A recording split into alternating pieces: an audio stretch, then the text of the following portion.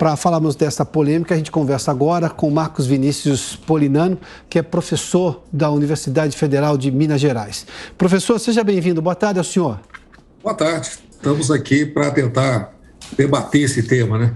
Professor, eu recebi algumas informações, até porque pedi ao governo de Minas Gerais, e a comunicação do governador Romeu Zema de que o processo foi absolutamente técnico, feito pela Secretaria de Meio Ambiente, que tem técnicos capacitados e que tomaram todos os cuidados possíveis para, obviamente, não haver questionamento da justiça. Diz que não é toda a serra que está sendo feita, a mineração vai acontecer e que, obviamente, ele aguarda a decisão da justiça, mas sabendo que fez um trabalho técnico. O que tem de razão neste caso? Porque toda vez que se mexe com questões ambientais, eu posso ter, obviamente, uma preocupação ambiental pura, mas posso também ter excessos. Neste caso, é alguma irregularidade que está sendo cometida pelo governo do Estado ou é um excesso por parte agora da Prefeitura por, digamos, uma guerra política, digamos, doméstica em Minas Gerais? Acho que a gente tem que entender o contexto, né? Nós estamos falando aqui da Serra do Curral. A Serra do Curral é uma serra que emoldura Belo Horizonte, né? É uma referência para o Brasil inteiro. Belo Horizonte não tem esse nome e não é por acaso, né?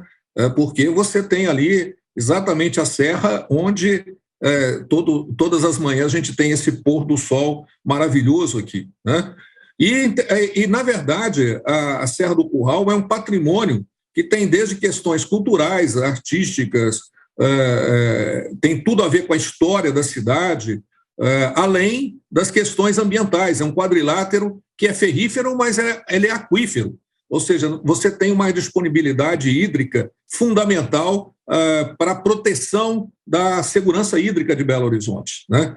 E o que a gente entende, e o que havia tratativa, na verdade, é que desde 2017 havia um acordo, e o governo assinou esse acordo com o MP, né, para que a gente fizesse o tombamento integral da serra, né, para que esse patrimônio fosse preservado para essa e para as futuras gerações, né? Porque você tem ali uma complexidade de biodiversidade que é endêmica só daquele local, você tem a proteção hídrica, como eu falei, que é fundamental para a capital do estado, né? E, portanto, a gente entende que o processo que estava caminhando era exatamente esse do tombamento, né? E, de repente, o governo não avançou com o tombamento e veio uma extração minerária, vamos dizer, atravessando esse caminho, né? Então, é essa disputa de projeto mesmo, porque, como estou dizendo, existe nessa região tanta riqueza, do ponto de vista também, né, hídrico da biodiversidade, que não pode ser sonegado a essa geração ou às gerações futuras, né? E, por exemplo, a gente teve situações em que os conselhos dos parques, Rola Moça e o Parque da Baleia, que são áreas contíguas aí, não aprovaram o empreendimento e, assim mesmo, o governo colocou uma autorização por cima dessa, né? Enfim, todos esses contrastes que a gente entende que não trarão sustentabilidade. Além do que, né, o empreendimento ele impacta muito a região metropolitana e de Belo Horizonte e teria que ter a anuência da capital, de Belo Horizonte. Belo Horizonte não entrou no processo, não teve anuência de Belo Horizonte para que essa serra fosse minerada, né? Pois não. Para vocês terem uma ideia, inclusive faz parte do símbolo da capital, da nossa bandeira, exatamente a Serra do Curral.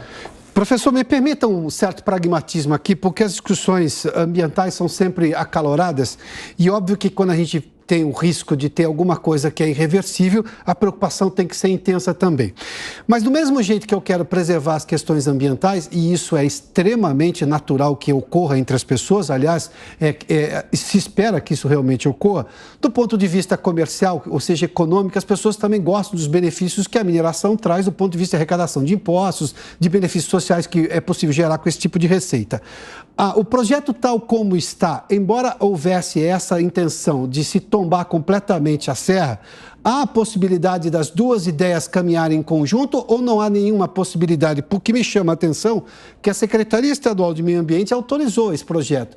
E nas alegações que eu recebi aqui do governo do estado, diz que sim, há a possibilidade das duas coisas acontecerem ao mesmo tempo. Então a pergunta é objetiva ao senhor, levando-se em conta as duas paixões aí, né? O benefício que vem da exploração comercial e econômica e, claro, a preocupação da defesa, às vezes até apaixonada, de questões ambientais e muito compreensíveis, diga-se de passagem. Mas, enfim, há a possibilidade das duas ideias caminharem em conjunto?